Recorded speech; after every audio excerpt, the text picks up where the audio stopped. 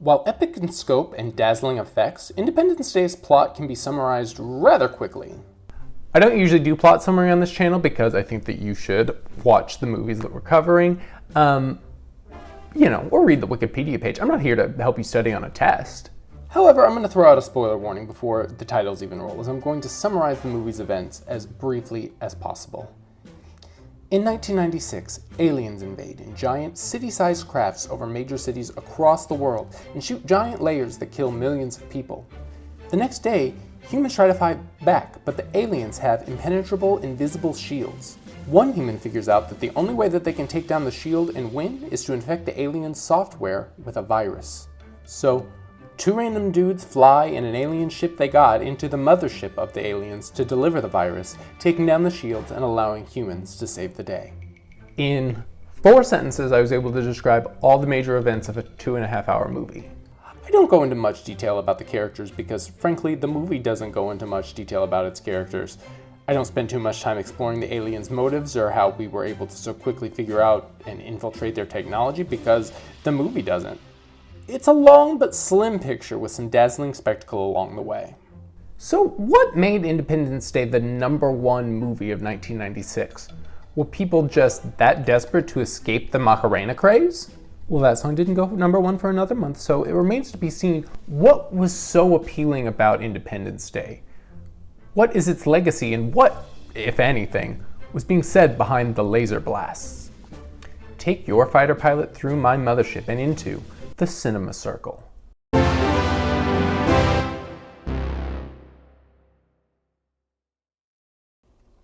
Looking at 1996, it was a weird year for film in my opinion. There's some great stuff, don't get me wrong, but let's look at some stats. Independence Day was the highest grossing by a substantial margin. The English Patient cleared up at the 69th Academy Awards, nice, with 9 wins, followed by Fargo with only 2. Independence Day's effects also snagged an Oscar for Best Visual Effects. I say it was weird only because of the variety of films here. Sure, every year has an array of offerings that could differ wildly, but it strikes me that this is a Hollywood and nation in transition. With the Cold and Gulf Wars behind us, technology was taking hold of everyday life in all new ways. Some yearned for the past, and some looked fearfully at the millennium to come. Most, however, were enjoying the relative calm of the period and taking that escape with them into the theater. And there's no denying the impact of Independence Day. It grossed over $100 million in less than a week. Looking at the other top grossing movies of that year, we can see a clear inclination in audiences for action and spectacle. The other top grossing movies, Twister, Mission Impossible, and The Rock, all featured show-stopping effects and stunts. But what made Independence Day stand out? For one, its marketing. The film had a Super Bowl ad that brought the film to the public's attention. Teaser trailers were also run, getting people hyped about the experience of seeing the film. Its premiere also helped. It was released during a long 5-day weekend for Independence Day that year, ensuring that people everywhere had time to cool off in the theater. If Jaws' release was the first with a ribbon cutting, then Independence Day had fireworks, balloons, and doves being released all at once. Independence Day also features a star-studded cast. Roland Emmerich stated that he received pushback for trying to cast Will Smith in the leading role, citing racism. I can believe that, given how Hollywood still acts surprised every time a movie without a white lead turns a profit, though the concern proved ill-founded given Will Smith's consistent box office draw.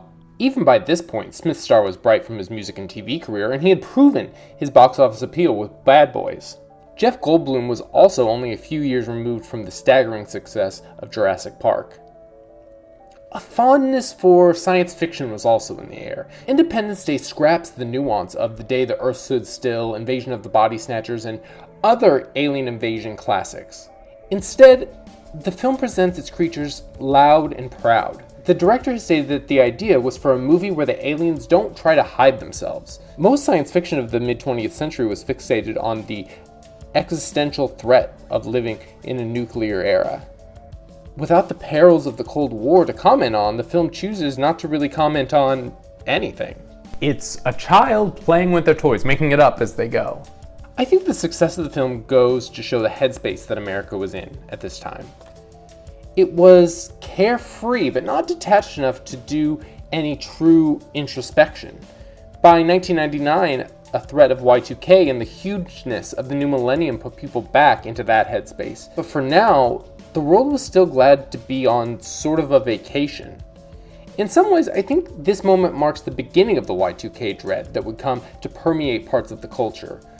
Films that followed, like Armageddon, Deep Impact, and Contact, saw forces from outside our world changing the way we live. Will Smith would go in to star in another alien flick as well.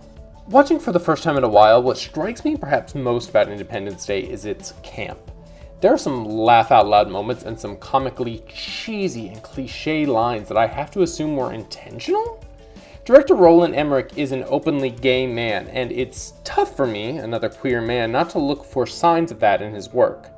Emmerich has since come under scrutiny for his whitewashing of his portrayal of Stonewall in his movie Stonewall, and I'm by no means looking up to him as an iconic gay filmmaker or as a filmmaker, but I am interested in what draws him to the many disaster movies that he's made. I wonder if there's a conscious or unconscious critique of hypermasculine entertainment at the core of this film or his other films. I mean, the casting of Harvey Fierstein can't be overlooked.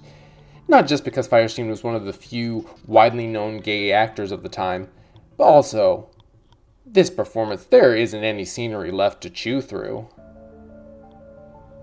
Though to look at the film's deeper themes is perhaps moot. I honestly can't imagine that the filmmakers were trying for anything more here than to create a bombastic disaster flick. But because they weren't trying to layer in any subtext, the filmmakers' actual biases come through in what they made.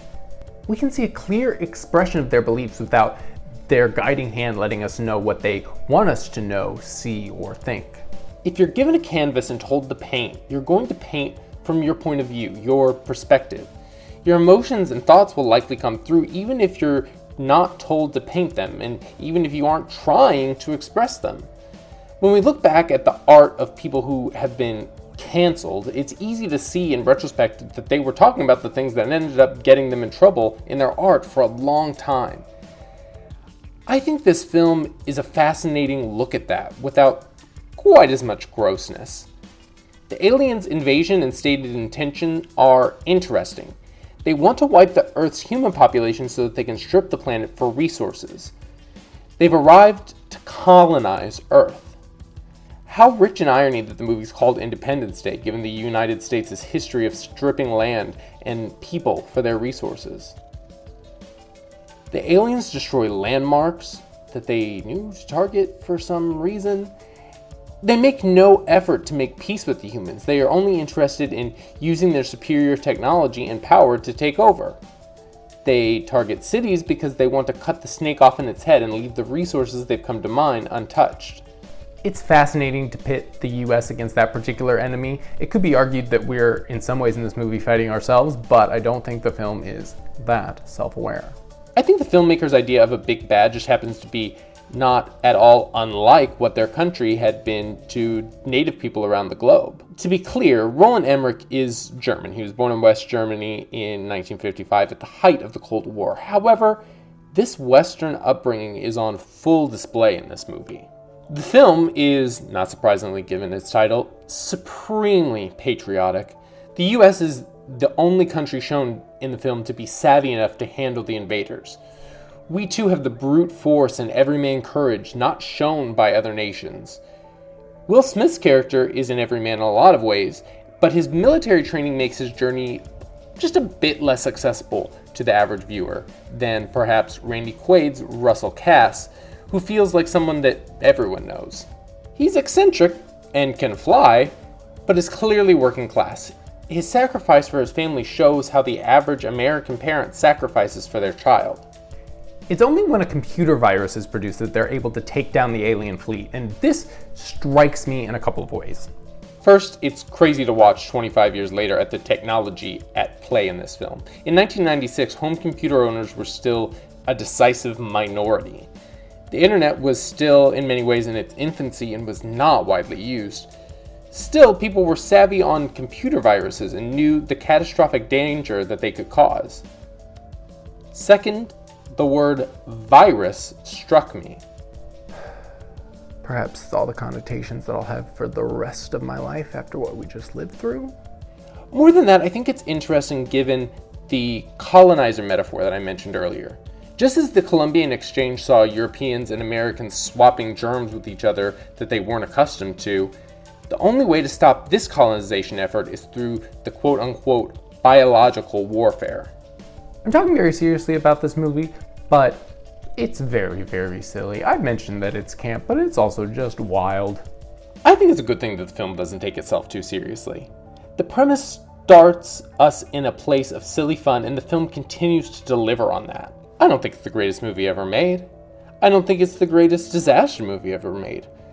I don't think it's the greatest movie of 1996, but I do think the film succeeds in doing what it sets out to do. It's entertaining, spectacular, and filled with joy.